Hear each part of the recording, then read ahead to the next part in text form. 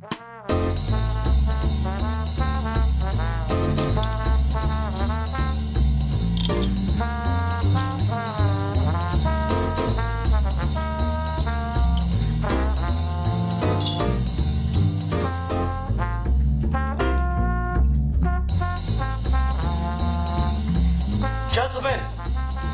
the time has come once again to discuss things.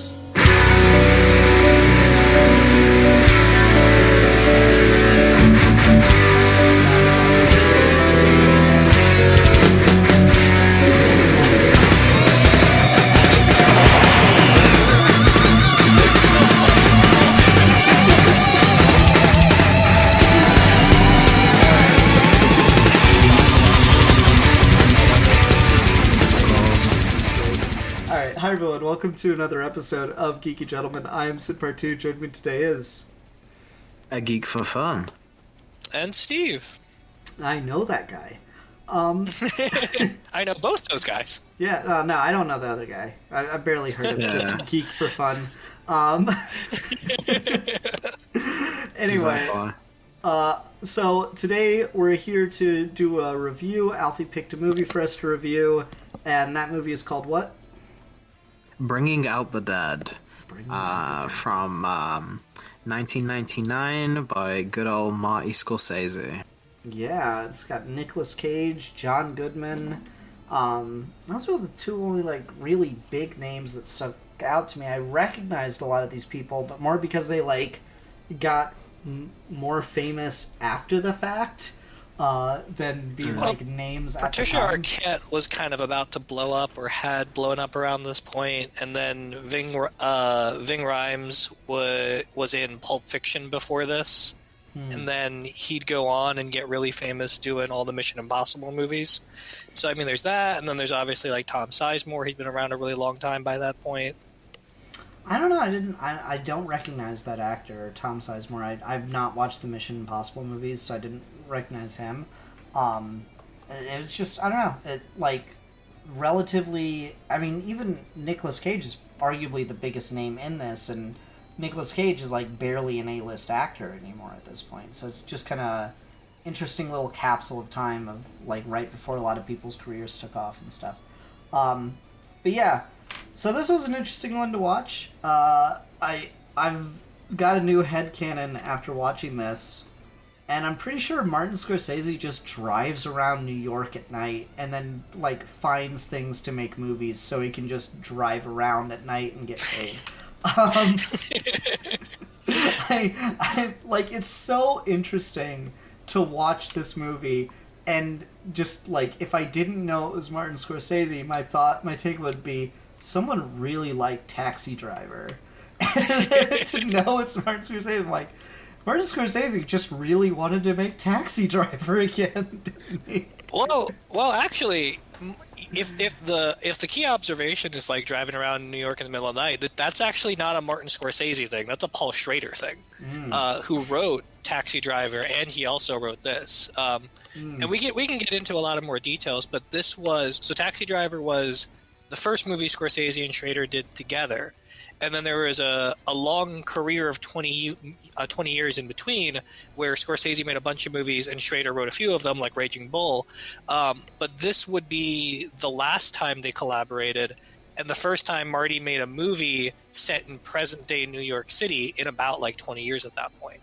And then from this point, they'd kind of diverge, and Schrader just starts making and directing his own movies. And he has a really prolific career. O Canada came out recently, and it's incredible. The Card Counter and Master Gardener are two of the most underrated movies of the last 5 years. But the sort of lonely guy walking around the middle of the night, that's all Schrader. I mean, that's everything. That's every movie he's ever made. There's a line in Taxi Driver where Travis calls himself God's lonely man. And that's essentially the archetype that Paul Schrader loves to write about. Every character he's ever written and directed is essentially God's lonely man. Interesting. So, Alfie, what made you want to talk about this one? So on my own, I've been going through Martin Scorsese's filmography. I haven't watched all of his movies, but at this point I've watched a decent chunk of it, just because I was kind of wanting to expand my tastes. He was a director that I've always been really interested in, and a lot of the films that I had watched of him really like hit for me in a specific way, like how he composes shots, how he films dialogue and weaves between separate narratives, different POVs, all of it. I think he's undoubtedly one of the masters of the craft, and one of my personal, if not at this point, probably my favorite director. It's been really nice being able to go through someone's like body of work and be like, oh man, this is all good. Like, it's really kind of rare, more than you. So there's normally always a kind of a stink. I know not everything hits the same way. What I really appreciate though, and what I wanted to talk about this one specifically, Steve kind of hyped it up beforehand when I was telling him about it. This one seems to be a bit of a black sheep in the works. This one seems to be one that doesn't get talked about a lot. Having Nick Cage in this, I thought was really interesting because I didn't know they ever worked together, and I've always liked Nick Cage as an actor. And this era for Nick Cage, especially like in the 90s, is really, really interesting. To think that he filmed this after the whole Superman debacle is really fucking funny. So that all of that added together made me want to think of it. Oh, this one's probably a more interesting one to talk about. And I was meaning to watch it anyway. And I also think that concept of how this deals with death and the side of something that we all deal with and know of with like EMTs and stuff, where that's just a part of life that does not get a lot of appreciation for like how integral that is, and like as this movie kind of shows, how like incredibly awful that is as a job to live through that kind of experience and do that every single night, especially in a place like New York. So all of those factors I thought were really interesting, and could be a fun one to talk about. Yeah, I've known a couple EMTs or people that like used to do it, and my question was just like, because they were working with me at my job, which is like relatively low skill. And I was like, so why'd you quit doing EMT? It's just too much, was like the reply I got. And this movie, I think, does a really good job of just showing exactly how just too much it must be. I think the scene for me, or the moment of narration, I guess, more than the scene itself, is when he's in his apartment trying to sleep, and the narration is just talking about how when you save a life, you're God, you're amazing, you're perfect. But when you fail to save a life, it's always something else. The tubes weren't right, the needles were not sharp enough, the bags weren't ready where they were supposed to be, yada, yada, yada. It's always something. Traffic was really bad that day. It's always something else. Because no one wants to be the god of death. And I was just like, holy shit. That's a great fucking line. Jesus, man, this movie. The reason I was hyping it up to Alfie is that this is my favorite Scorsese movie. I think this is his best work, and it's one of those things where it didn't do well because of how tragically mismarketed it was. Prior to this, we'd seen Nick Cage do really good work in films by other like great directors of the 80s and 90s. Like he did the Coen Brothers movies, Raising Arizona. He did Wild at Heart, the David Lynch movie. And when the trailers for this, if you ever watch them, they spin it like it's a Coen Brothers movie. They spin it like it's quips and it's the middle of the night and there's kind of a dark edge to it, but it's also kind of funny. And as crazy as this movie can get, it's really heavy. It's really dour. It's really depressing, but it's also got some of Martin Scorsese's like most interesting religious and spiritual ideas that he's ever put to film. It's the bookend of a decade of his work where he was kind of building up to this, and it's a really telling reflection of where his head was about the ideas of death and the afterlife, because he made Kundun right before this, which is an overtly religious movie, and then the last movie Paul Schrader and him did before this was Last Temptation of Christ. So like, I like that one. This is kind of like the capstone in that era for him, and it just like moment after moment, it's so oppressive in how heavy the movie gets, all the way up to the end where he tells Patricia Arquette's character that her father passed away, and he's envisioning the girl he couldn't save, and she back to him has the greatest line in a Martin Scorsese movie ever, I think, where she's like, "Nobody told you to suffer." It's so good. It's so fucking good. Yeah, I'd agree. I was quite impressed with this one.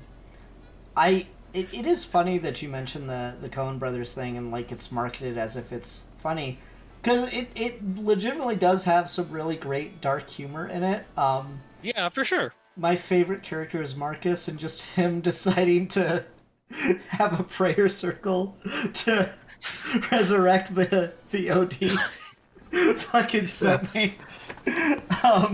And then just Marcus talking to the dispatcher, and like he's a fucking like morning DJ. Just fucking killed me, man. That's I so was good. losing it. He's the so best good. character. He's great. He's great. I mean, go ahead. Sorry. The kind of scene with him that really stuck out to me, that kind of epitomized this entire movie, and like really kind of like hit me like a gut punch. I was like, whoa. Was the scene when they're delivering the twins, and they have that like perfect juxtaposition of like they said at the beginning, of like the difference between you being the savior here, or you being just like this stuck with nothing but the worst possible moment in someone's lives that you have to be witness for. And like he holds the baby, he's smiling and he's cooing at it, and he's like full of energy, and it has a Nicolas Cage character, and he's holding the bloody baby, and just how that was shot and how that camera like turned into there so seamlessly between the shift from the most elated moment of like human life being born to then death, and like how easy that is, like literally just a coin flip in a situation like that. And then when he gets in the car afterwards, when they're in the ambulance, and he's just talking about like, oh, I feel like I'm 21, I want to start running again, I want to do 3-4 shifts a night. Like it was like that contrast I thought was really good, but it never jumps into the level of being cartoon. It's exaggerated, but it's like it's really good at making you feel how these guys feel in the moment. Like it's like a very good like state of putting you in that headspace of like how things occur. They go really fast, really fast, really fast, and then you'll just have a lot of downtime where you kind of simmer and sit in it. It's really smart and like letting you feel the experience of it, and like it's not just telling you the story, it's like with how the lines and everything, it's like you felt like you spent those 48 hours with him and the ups and downs of that, and I thought that was really, really impressive. Yeah. You mentioned the scene with the twins being born, and Steve, you said something about this being like a really religiously toned movie, and I guess like as soon as you said it, I'm like, oh yeah, I guess I can see it, but I hadn't really picked up on it while watching it. It just felt like more of like a isn't life fucking weird kind of movie. I didn't necessarily pick up on a lot of the religious overtones. But now that I'm like kind of making those connections in my head, so what do you think the significance is of delivering Jesus's dead twin? Since apparently they're virgins. Well, and like that is one way to read it, right? Like the thing that the movie does so well that Alfie was kind of going into there with the way the camera was operating is it does a really good job of making Nick Cage feel like an unreliable narrator, while also making you fully invested in the mood and the style of the piece. At the end of the day, this movie doesn't have like a straightforward beginning to end plot. It's a series of vignettes that go through the different episodes in this guy's life, and each one of them has some layer of like the religious or moral foundations of other things that Scorsese's explored, and that's why it kind of serves as the end of one cycle of his career, but also kind of like a capstone on a lot of his religious movies, because Scorsese was raised Catholic, and so many of his movies have this overbearing sense of Catholic guilt. Mean Streets is another one of mine that's like a top 5 Scorsese movie for me, and it's one of his earlier ones, and that movie has even more overt religious symbols, but like the sort of primary idea is when you feel guilt, what is your responsibility to that guilt? What's your responsibility to, one, feel it properly, but two, to exercise what power you have in alleviating those things that make you feel guilty? And can that ever really truly be in your control, or do you just have to kind of let it go at a certain point? And so like it has two primary characters that have very opposite relationships to that. And through Scorsese's career, you get a lot of movies where he's either on one side of it or the other. And when you go through the stuff he's done with Paul Schrader, like Taxi Driver or Raging Bull, or this, or Last Temptation, each of these movies is essentially a character or a group of characters dealing with this really large question of what does it mean for a person to have a responsibility towards their own happiness and towards living a good life when the mechanics and mechanisms around life make that desire either impossible or seem like it's wasted effort.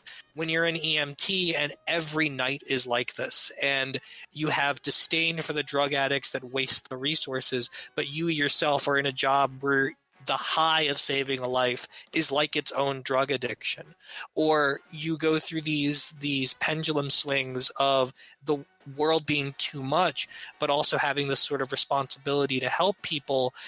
It puts God in the man, which is the thing that makes Paul Schrader and Scorsese's combined effort so good, but also Schrader's personal career so good. So when you get to that idea that he essentially kills Jesus' brother, there is a sense there's a sense in which Nicolas Cage's character, his whole sort of arc throughout this, is accepting the fact that he's not God, and that the guilt of the world can't be on him, that he's choosing to suffer. And a very negative religious idea in a lot of the movies that Scorsese critiques. The difference between Mel Gibson's Jesus movie versus Scorsese's movie is that Mel Gibson's Jesus movie is all about how to get to some sort of religious actualization, you have to embrace the suffering. You have to have this trial of the flesh, and you have to get as down to the dirt as possible. And I think Scorsese has a slightly more optimistic view of it, which is that suffering is a part of existence, but suffering is not a prerequisite for having a good life. And that's kind of a needle that Nicolas Cage can't thread in the beginning. And at the end, the whole idea is just, you have to let go of the responsibility that all of this is always on you. That's really interesting to think about, because the second you talked about suffering bringing you closer to God, the first thing that came to my mind was reading through Les Mis, and you get to the end of that, and Jean Valjean comes clean to Marius about who he is and what he's done. And Marius is like, but you could have just been happy. You could have just lived with us and everything would be fine. Why would you tell me this? And his answer essentially becomes because by living and suffering, I become closer to God. Mm-hmm. It's just such like a twisted fucking idea to me. And this is why I'm not religious. I mean, Martin. Sorry. One more thing. Martin Scorsese his films are so interesting from a philosophical perspective because he really plays up the tension between the romanticism and romantic notion of God historically and the sort of more existential notion of the gods in the person, because he's clearly a guy that has religious convictions because he was raised in it his whole life, but he sees that sort of like existential critique of like, how can you ascribe all of these principles of suffering onto a person while at the same time feeling like the person has some sort of moral responsibility to live up to them? And that tension, like that's in Les Mis, but that's also in a lot of classic literature around that period and a lot of the 20th century novels that people like Scorsese and Schrader would be reading. Like it's a big thing in things like Crime and Punishment, and it's a big thing in Cormac McCarthy novels or Joyce James novels. And so he's bringing like that modernist cynicism of religion to film, but he's still got a sort of romantic notion of what good religion can do for you. And that mix is part of what makes his movies so unique, I think. Alfie, you were about to say something? Yeah, there's an interesting thing with that where talking about the suffering bringing you closer to God, and what I think this movie, and I'm glad you brought up Last Temptation because I think these two are very much like a conversation with each other, is the idea that I've always heard that I think is a really interesting way to look at everything and kind of makes things make more sense with religion. Prefacing, I'm not a religious person, but I think talking about, especially as I've got older, is really interesting. The idea that to be God or to be a Christ-like figure, to be that type of person, you have to understand what it feels like to be brought to the lowest point. Like, you have to be able to feel what it feels like to be the junkie on the street, or the rat caught in the trap, or the stillborn child, or the person living on life support, or like all the most like degraded, lowest forms that you could possibly be brought to. You can't call yourself divine until you know what that feels like, until you know what that looks like, until you can't be from an elevated position. You have to be in the muck with everyone. And like the idea that suffering gives you that perspective and that insight, but once you get that insight, like Nicolas Cage's character, he can't turn it off. Like, he tries to tune it out, but he keeps seeing the faces. He sees his co-workers who have found their own way of coping with things, either by tuning it out with comedy or belief or indifference with food or actual violence when we get to the end. And he's just stuck in this place of just not knowing what to do with this information and it being too much. And I like the resolution at the end where it comes to the thing of like, that kind of knowledge is kind of best left to God only. Like, we really aren't built to carry that ourselves. Like, there's just, you can't do it. Like, no matter how much you think you can or how much you think you can have sympathize, like, there's a toll to be paid there. You can't go through all of that. Is kind of the realm of the divine, right? If you believe in that stuff. And I think having that experience and going through that kind of thing is a really interesting idea, and it's a really interesting idea to put a character on while still being extremely quick and entertaining without any of that. Like, I feel like you can watch this, and if you had no insight into Martin Scorsese as a person or any religious beliefs whatsoever, you'd still get a really compelling, just harrowing of the soul, day in the life kind of movie.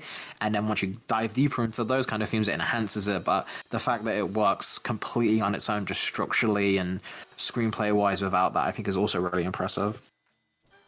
Mm-hmm. Yeah, no, I was really impressed by this movie. My thing with like films is always like, okay, here we go.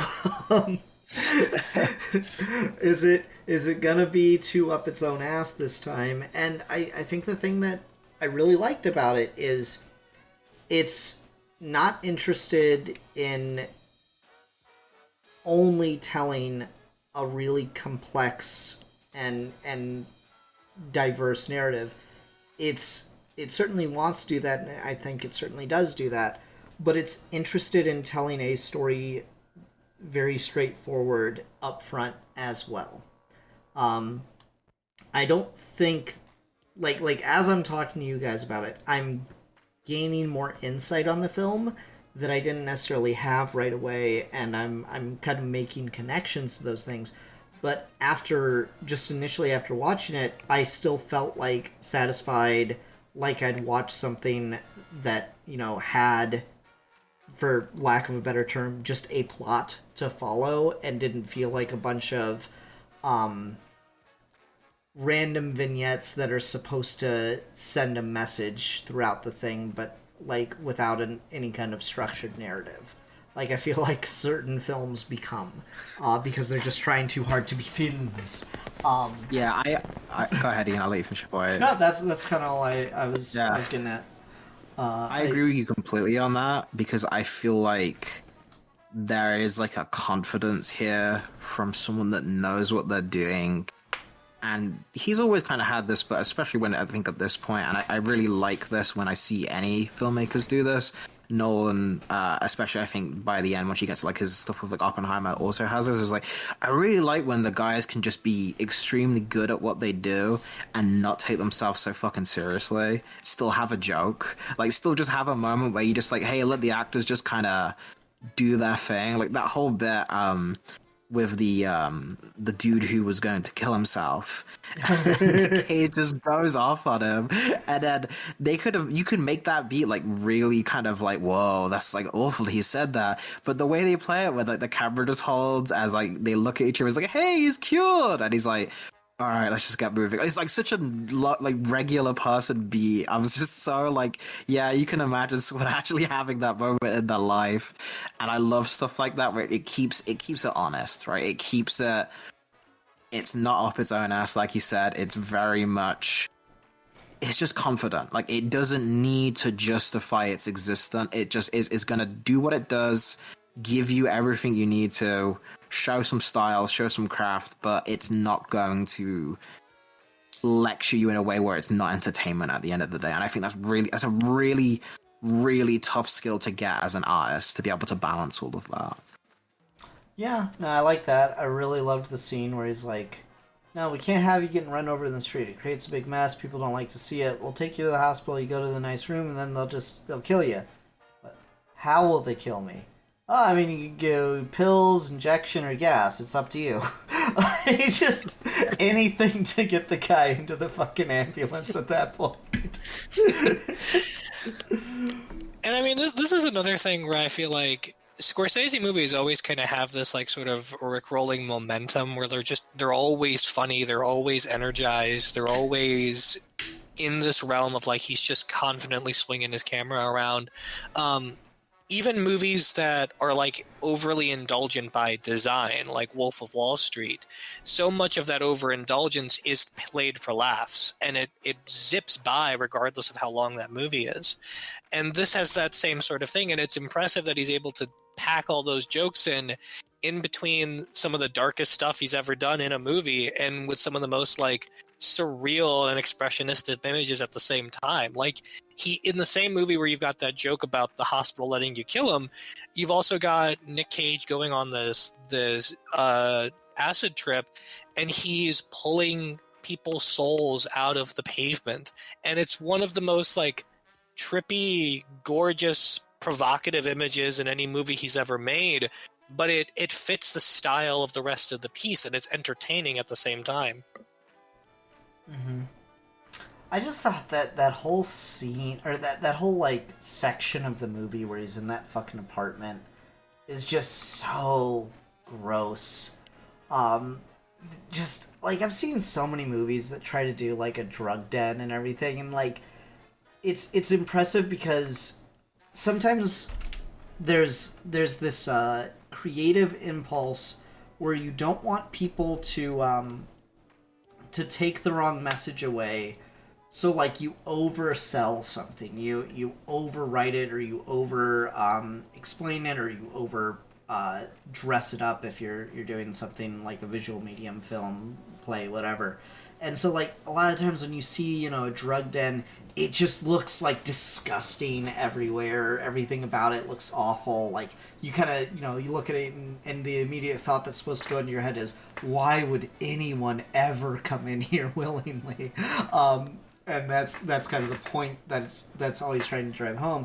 And I found it so much more impressive just how he handled it here, where, like, no, I mean, it's obviously a shithole, but the thing that makes it worse is how the pusher has tried to dress it up to make it look like less of a shithole. Like, that just made it so much. It made it so much worse. It's inviting. He's personable. He's trying to be polite, but he's still got like the pushy bodyguards. Like, it feels like a thing that you would that feels grounded in a kind of reality that you would actually experience. Like, if you did actually go to someone's apartment and theoretically buy marijuana from them in college, that is theoretically what they would look like. Steve's got some stuff he needs to talk about. Look, as someone who had a parent that was a drug dealer, I can also confirm it's very similar. Fucking lore drop. What? Oh, man. Yeah. Oh, the Alfie lore. Holy shit. News at 8. All right. Anyway, I guess we're just moving on from that.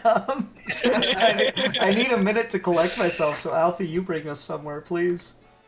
One thing I was gonna say is, in terms of like the visuals of this, something that really stuck out to me is like this has got to be some of the prettiest uses of like blinding lens flares I've ever seen in anything. And like, Ian, you brought up Taxi Driver at the start of this, and I think, especially when I was first watching it, I was like, oh yeah, there's a bunch of similarities, and this is just call it Ambulance Driver at this point. And then once we started getting to where we ratcheted up the lights, is what really kind of separated the visuals of this. Where like Taxi Driver feels like when you're having a drive at 3 a.m. and you're staring up at the ceiling in your bed, or when you're just walking down when everything's quiet in the house and you go to the kitchen or something, like just those kind of moments we've all kind of had where you're alone with your thoughts and the rest of the world is still. How this felt is a completely different feeling, where it's like the night before something horrible is about to happen that you're just dreading going to the daytime because you have to face what is. So the entire night everything's heightened, everything's like frantic, everything's like if you're like a train station and you're late and it's light outside, or you're running late for a plane, or all these kind of things. Like it felt much more like the outside is anything but serene, but everything's so heightened and you're in your own thoughts still because it's still late at night, and it's that time where everything kind of feels like it has greater meaning, and it's just like frantic, like. And then once you get to the stuff with like the drug dens and stuff, you have that seedy dirty, like anywhere you try to take a rest, even like the hospital as well, as like seedy dirty. Everything looks like it's got like a layer of grime and guilt on it, and everywhere you go feels like where do I get some peace?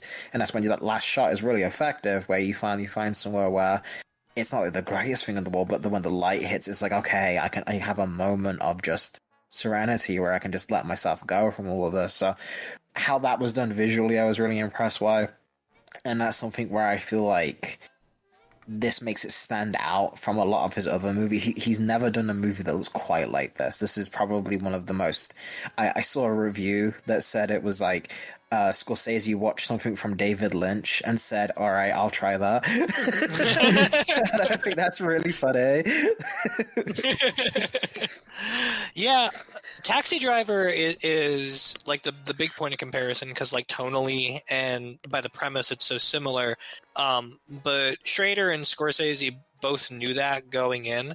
Schrader had an interview a few years ago where he said the difference between Taxi Driver and this is that Nicolas Cage is on God's team, which I don't know if I 100% agree with it, but I do see what he's saying, and a lot of the Scorsese elements kind of lend credence to that.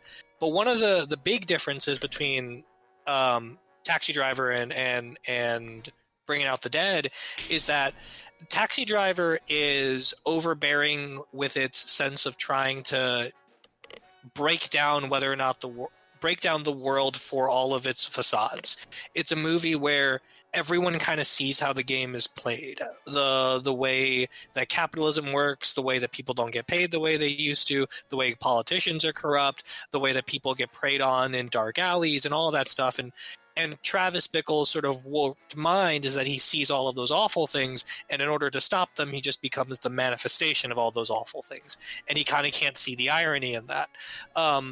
On the opposite end, though, with Breaking Out the Dead, that's kind of where Nicolas Cage starts, where he says he hasn't been able to save lives in months. He's can't sleep. He's guilt-ridden. Everything he touches seems to die.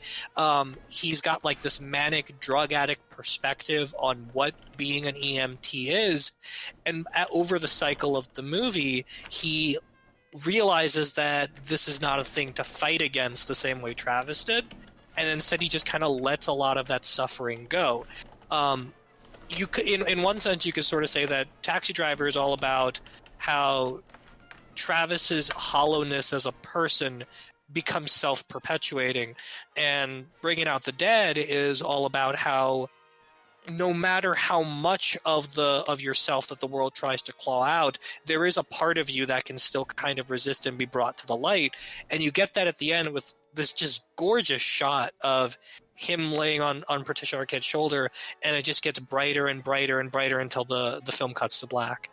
It's so gorgeous, and it really does sort of feel like if Taxi Driver was the dark end and start of a kind of era, then ending that era with this blinding heavenly light is just the perfect capstone. I would agree. I thought that it was a really cool way to see the character evolve, and again, it does feel a lot like Taxi Driver, but there is just a very significant difference in the arcs for the characters. The Taxi Driver is like just a very fucking depressing movie, start to finish, and I love that. We don't make enough of those. Yeah, it's a great movie. Yeah, but at the same time, it is also just like it is really dark, and it kind of leaves you with, well, there is no hope. Okay. And then you have this, which actually, doesn't give like, and see, anyone can make a difference. Like, we're watching a guy who, like, euthanized someone, and that's his moment of happiness, is getting to have euthanized someone. So it's still, like, a very dark reality, but it's like, there's a very positive spin on the darkness there, and on like that lack of control, on that idea of letting go and letting things be as they should, as opposed to trying to enforce a artificial will upon things. Yeah, I guess the next place we can go for this, is there anything in this that didn't work for y'all? I'm not. It's a bad question for me because I think it's a perfect movie. I know, it's always tough with the good ones, right? Like It's it's so always good, tough with the dude. good ones. It feels like you're reaching almost at that point because we're reviewers, I guess we've got to point out a flaw. It's like you gotta do it, I guess. I mean, it does make it like come to light when we talk about sometimes it's just so hard to not be negative on a thing, and then like when you get something that's like legitimately great, it's like, oh yeah, I guess we should say something negative about it. Right, like I'm with you. I will say for me, I'm not 100% sure I really got what the fuck was going on with the dude that just beat the shit out of what was his name? Not Ty.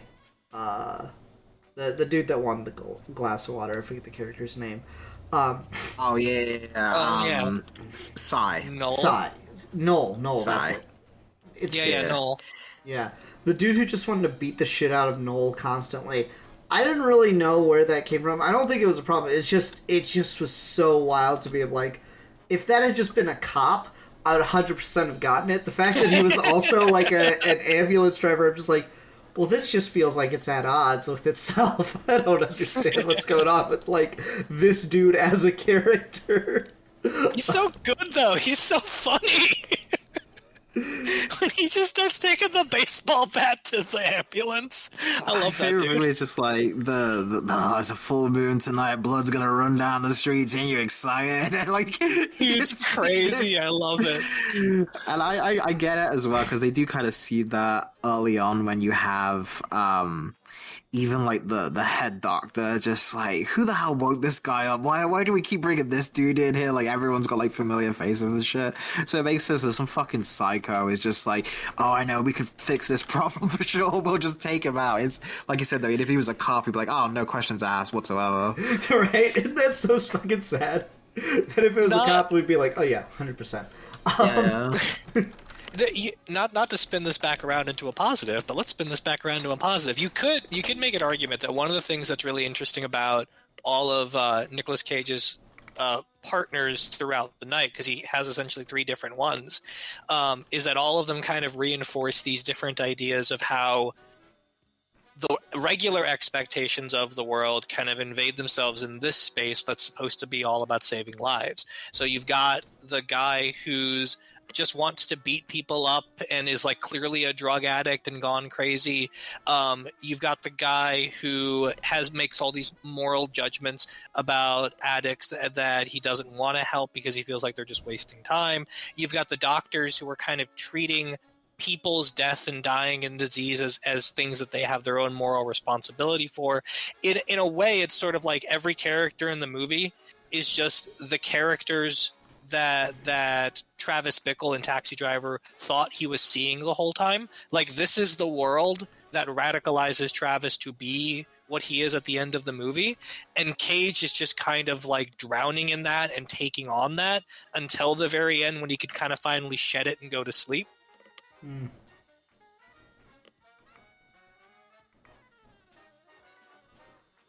One thing for me that I think did kind of was a weaker aspect for me is I think the I forget her name, but the main girl, I think her performance was a little bit of a weak point in comparison to everyone else. I feel like some of her line delivery wasn't as strong. It made sense for her character that she's just kind of like floating through life a little bit. But I feel like she maybe wasn't as strong as everyone else on that front. I don't think she was bad though. I don't know if I'd necessarily agree or disagree. I guess she didn't really have, like, as much of an effect on me as, like, a lot of the other characters. She gets arguably more screen time than anyone else besides Nicolas Cage, which is weird that I feel like I just don't really remember her standing out. Like, I was about to say, but she doesn't, you don't really see as much of her. I'm like, no, but, like, actually you do. Like, the only other character that might rank up with her as far as, like, minutes on screen is maybe John Goodman. But even then, he's gone for a really long stretch of the movie. So it does feel weird, and you might be onto something that her presence doesn't really feel like it's there. In a weird way. And I'm going to do the thing again because I do kind of like that about her. I like that about her because so much of Cage's interaction with the world through this whole movie is that he sees Rose, the girl he couldn't save, in everybody. Mm-hmm. And so when she gets to be his absolution at the end, he gets to say to her face what he needs to say. Because she's just kind of a stand-in for that, I think the performance works. But also because I think throughout the whole movie, he's seeing every person on the street has that face, and they just keep kind of staring at him and looking at him. And in his interactions with her, he's constantly being teased with this idea that, like, this is his second chance. If he can, like, keep her father alive, then this is sort of like his redemption, all the way up through the end when he realizes he can't actually do that. And he lets the dad go, and then by letting the dad go, he realizes that he can't give anything back to this other person, and he can at the same time exercise her ghost.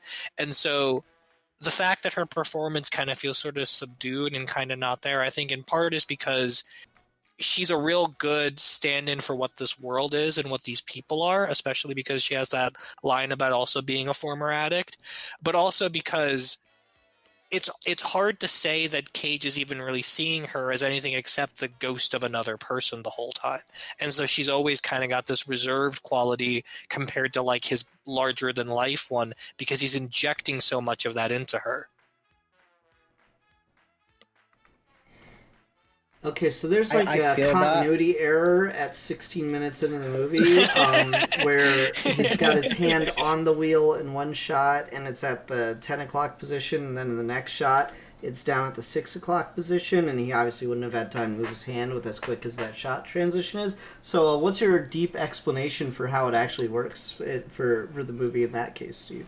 I mean, God works in mysterious ways, man. Like, maybe lost consciousness or something. You never know.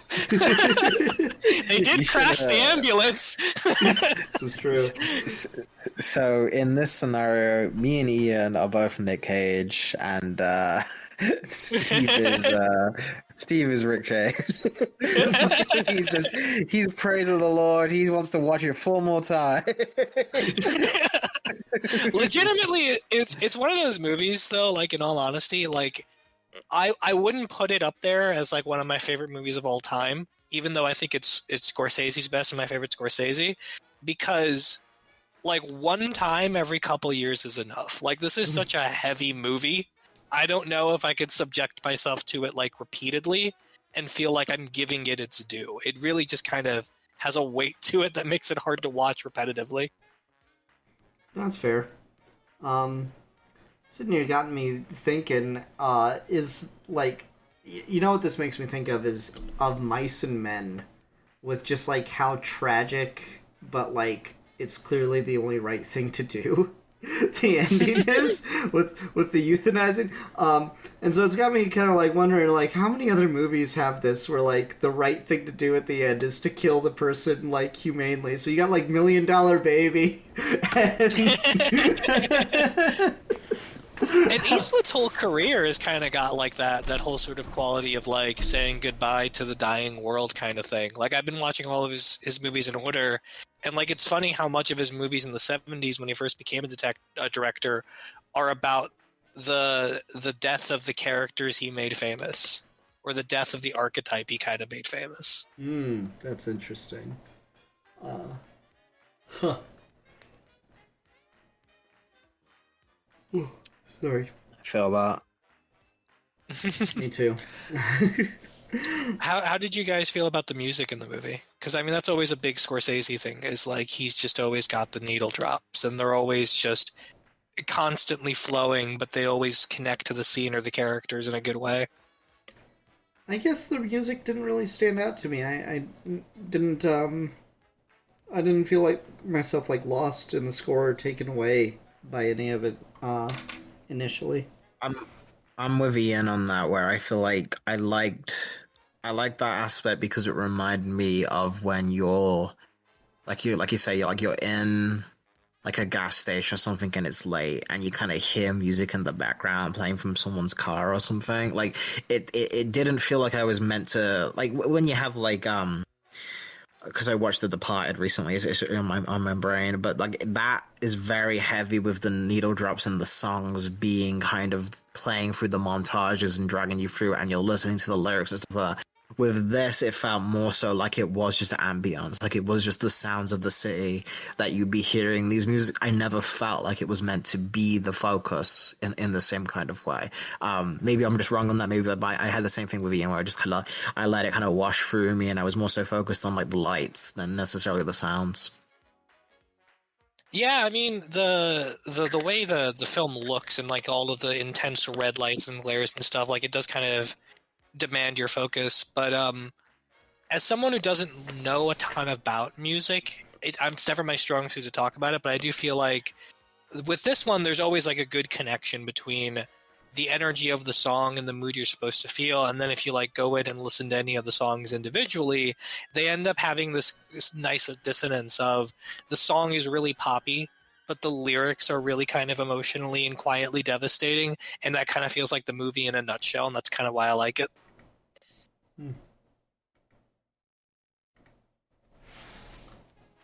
I don't know. That for me, just the music didn't really stand out. It just kind of felt like it was fitting the scenes. It didn't have any like, okay, this is just not the right time for that, or like anything that became distracting. So it's just one of those things where it did its job, and that's always kind of ideal. It's what you'd prefer to have happen. You wouldn't want the music to become distracting or to take you out of it. Right. Cool. No, I'm with that as well. I agree with Ian. Cool.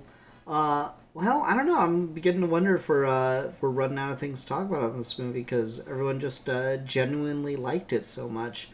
I guess there's one like plot thread that doesn't really.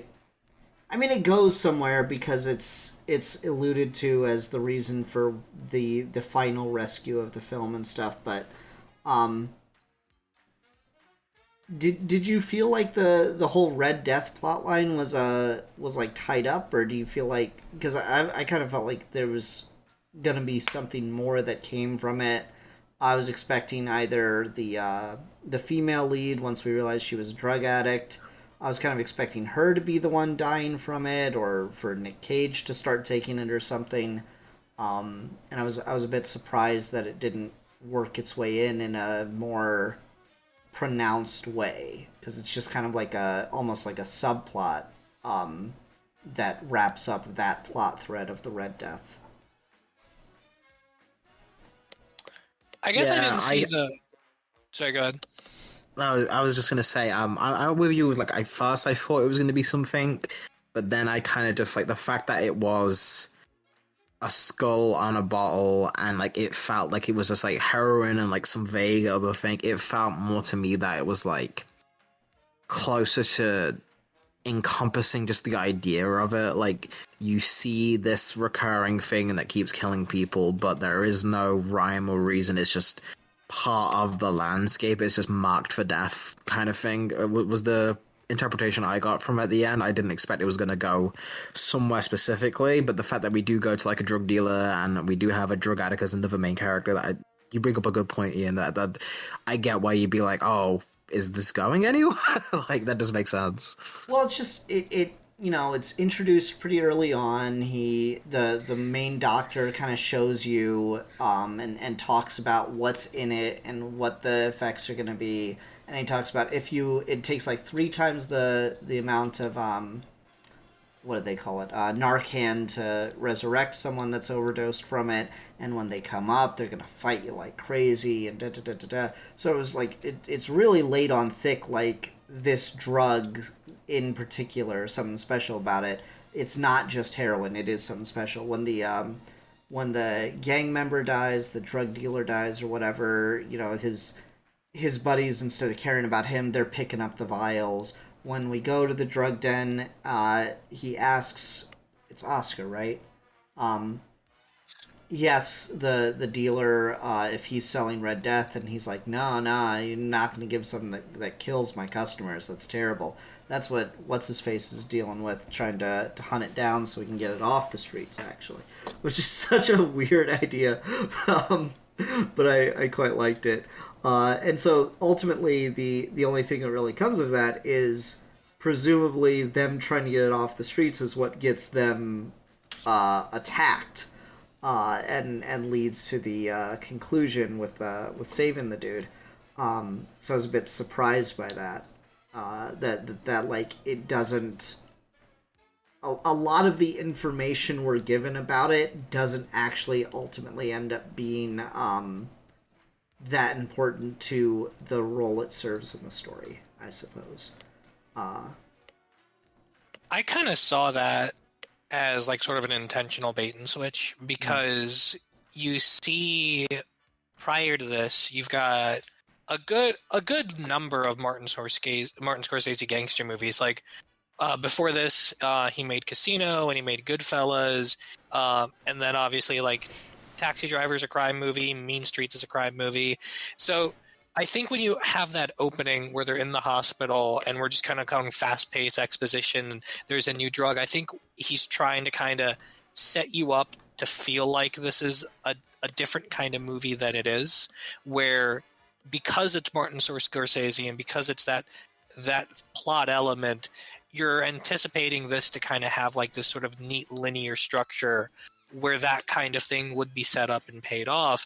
But then as the movie goes on and you realize you're not following the drug, you're not following the people stopping the drug, you're not following the people making the drug, you're following a guy who just has to live in that world. So like there is this kind of like people under the floorboards element of this movie within Scorsese's own filmography, where like he spent so much time making movies about the guys that would care about this drug, that when it shows up here, you realize you're not following those guys anymore. You're following the guy who has to deal with a world where those people run things.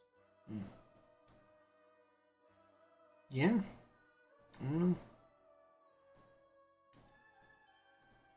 I think that's pretty much what you can say about it at that point. Yeah, no, I just thought it was interesting. I kind of expected it to become more prevalent in the movie than it ended up being. It's not a problem. It's just that was a lingering thought I had that I want to make sure we got out before the end of the movie, or for the end of the review. And again, Chekhov's Red Death. It's just an interesting thing. I kind of, what it feels like to me is it feels like almost a Tarantinoism, because like Tarantino has, what is it, Red Apple cigarettes, where that's the brand of cigarettes that all his characters in all his movies smoke. So it could almost feel like if Scorsese was trying to set up something like that of, well, this is the drug that is just on the streets in all my movies or something from now on. Would be interesting, but it does have a little bit of that like Star Wars vibe to it. You want to buy some Red Death? You don't want to sell me Red Death? You want to go home and rethink your life? Now you just got me thinking about Nicolas Cage, Obi-Wan. He could probably have done it. That'd have been interesting. You know what would have been like the thing it would have been instead is it wouldn't have been Nick Cage playing Obi-Wan, but it would have been like Samuel L. Jackson just couldn't do it, so they went to Nick Cage to play Mace Windu instead. That's would have been the vibe, and if he still would have had the purple lightsaber somehow. Nah. I mean, if you really want to nail this, Nicolas Cage is Qui-Gon Jinn. That would have ruled. I don't know what to imagine that as. That's so weird. I don't know. Nick Cage is one of those actors, like, I think he is, as a, like, craftsman, I think he's a really good actor, but just as a person, I think he has absolutely terrible taste in movies. So he just, like, kind of accidentally ends up in really good movies, and then, on occasion, more often than not, ends up in really bad movies.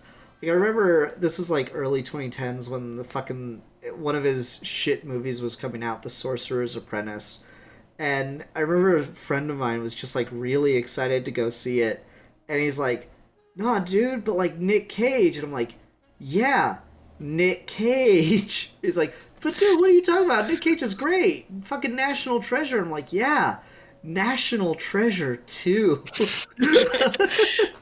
To be fair to Cage, though, I think this is kind of the end of his period of time where he had the luxury of picking projects that made him do really interesting things. And Cage has talked about this movie in particular, that this is his favorite movie that he was in. But like up until this, right? Like he's in the Coppola family. He does a Lynch movie. He does a Scorsese movie. He does Coen Brothers movies. He's doing the thing that like a great multi-talented actor does as he rise up. But then like famously after this, in the early 2000s, he has all of those real estate and tax problems, and he gets into like huge debt.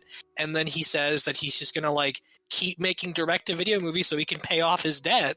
And he only like recently in the last 3 or 4 years did he say that like he was debt-free, and now he's making those kinds of movies again. Like he made Pig a few years ago, Dream Scenario a couple years ago, which I thought was a really, really good movie. Like he's starting to pick those creatively interesting projects again. But in the middle there, when it was like you'd watch 4 Nick Cage movies a year and like half of one might be watchable, that had a lot more to do with his life choices than his career choices. No, I agree. It's really interesting. It's really funny how inconsistent. Like he's a really talented actor, but he just ends up in so many bad movies. Mm-hmm. Yeah, like you think he still would have been able to manage to find something, you know, not great, but at least worth his prestige, but just not.